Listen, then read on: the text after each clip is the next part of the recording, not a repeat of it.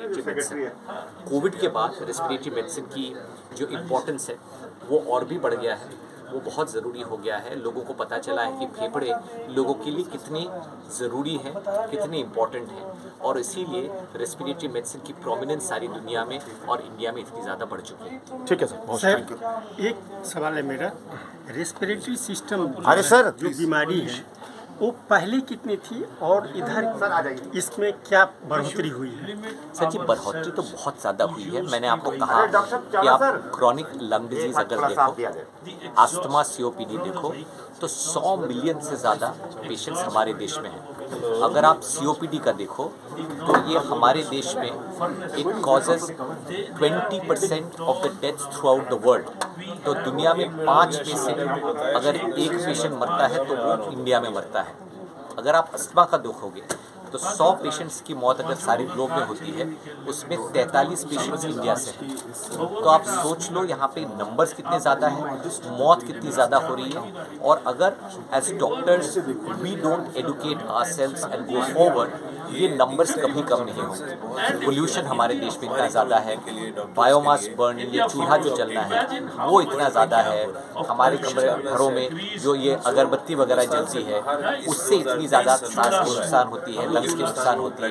ये सारी चीज़ें और उसकी ट्रीटमेंट अगर हम लोग बात न करें, नहीं करें, तो हम लोग आगे नहीं बढ़ पाएंगे।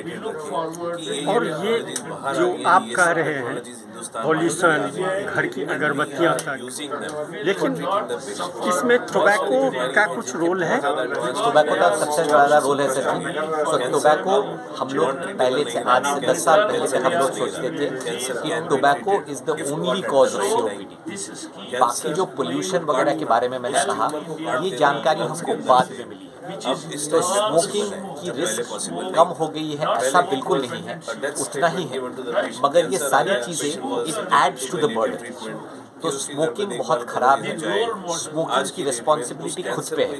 तो अगर as doctors we don't teach कि stopping tobacco, stopping smoking needs to stop, तो हम लोग इस बीमारी का असर कम नहीं कर पाएंगे। मगर इसके साथ ही जो एनवायरनमेंट है उसका जो इम्पैक्ट है वो भी बहुत ज़रूरी है, और उसके बारे में आप लोगों का, हम लोगों का एक साथ लोगों को एडुकेट करना बहुत ज़रूरी है। आपने ये पोल्यूशन की बात की, पहाड़ी इलाके में तो पोल्यूशन कम होता है, मसलन हिमाचल हो या उत्तराखंड हो या जम्मू कश्मीर हो, फिर भी वहाँ का क्या इस रेस्पिरेटरी सिस्टम का क्या कुछ है? तो सर जी, ये जो आप हिल स्टेशन देखते हो ना, यहाँ पे ठंडा होता है, और ठंडा होता है तो फायर सबसे ज़्यादा जलता है। आप लोग देखे होंगे कि हाथ सेकने के लिए फायर लगा के लोग बैठे हुए हैं, चूल्हा बहुत ज़्यादा जलता है। तो वहाँ पे हम लोगों ने हमारे स्टडीज़ में देखा है कि जो हिल स्टेशन है जहाँ पे ठंडा होता है, वहाँ पे लंग इंजरी होती है along with smoking, it is from burning of biofire। हाँ, ये जो चूल्हा जलता है, हाथ सेकते हैं लोग, ये सारे जो आग है